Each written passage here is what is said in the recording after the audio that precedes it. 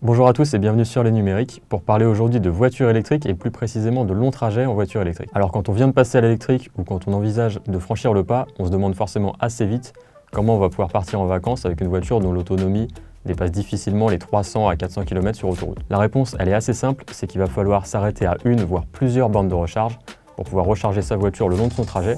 Mais attention, rien de dramatique, on vous explique tout ça. Alors le premier point, il peut paraître assez évident, mais c'est toujours important de le rappeler, on va vouloir partir avec 100% de charge. En fait, on conseille souvent aux conducteurs de voitures électriques de s'arrêter à environ 80% pour économiser la durée de vie de leur batterie.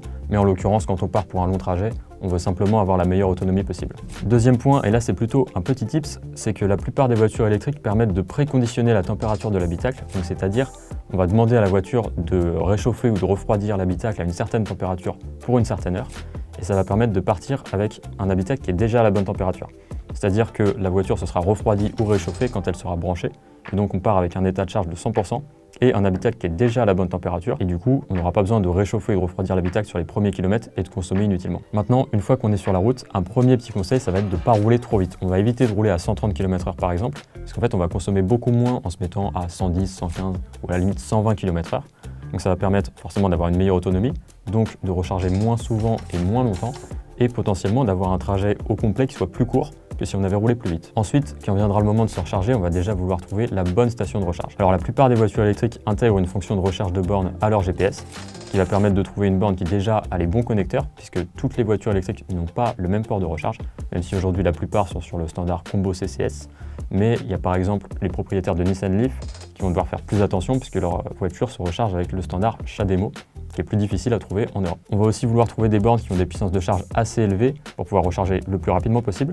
Mais attention, ça ne sert à rien d'avoir une borne qui a une puissance de charge plus élevée que ce que peut accepter la voiture.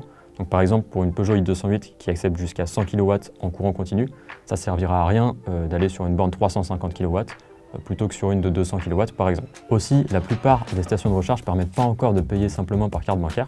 Donc il va falloir avoir un pass de recharge. Alors généralement, la plupart des constructeurs en proposent en partenariat avec des agrégateurs qui permettent de recharger sur la plupart des principaux réseaux de recharge. On va aussi vouloir prendre de la marge par rapport au niveau de charge avec lequel on arrive à une borne, c'est-à-dire on va éviter d'arriver avec 5, 10, 15% de charge à une borne de recharge, puisqu'il y a toujours le risque de tomber sur des bornes qui soient hors service. Il y a une question qu'on peut se poser, c'est jusqu'à quel niveau de charge s'arrêter.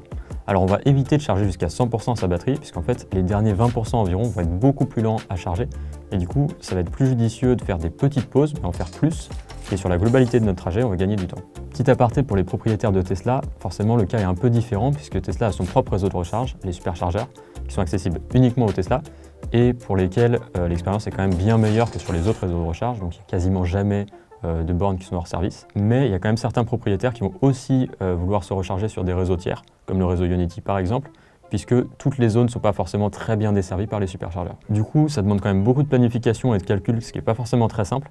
Heureusement, il y a aussi ce qu'on appelle des planificateurs de trajet, des trip planners en anglais, qui sont souvent intégrés, encore une fois, aux voitures électriques et qui vont permettre de calculer tout cet itinéraire en tenant compte des arrêts aux bornes de recharge. Alors maintenant, ceux qui sont intégrés aux voitures électriques ne sont pas forcément les plus fiables, mais il y a aussi des applications tierces comme A Better Route Planner, donc ABRP, qui est très utilisé notamment par les propriétaires de Tesla et qui va permettre vraiment de tout calculer en tenant compte que ce soit du poids qu'on a dans le coffre, la vitesse à laquelle on roule, à quel état de charge on veut arriver, etc. Donc ce qui est quand même très pratique. Dernier petit conseil, on va toujours vouloir croiser les informations entre ABRP par exemple et une application d'un opérateur ou d'un agrégateur pour s'assurer qu'on n'arrive pas à une borne qui soit hors service, ce que pourront nous dire la plupart des applications, voire même de vérifier si la station a bien des bornes qui sont disponibles. En conclusion, ce qu'on peut dire sur les longs trajets en voiture électrique, c'est que c'est pas encore une chose très facile à planifier. Maintenant, si on prépare correctement son itinéraire, on se prendra quand même beaucoup moins la tête. Voilà, c'est tout pour cette vidéo, j'espère qu'elle vous aura été utile.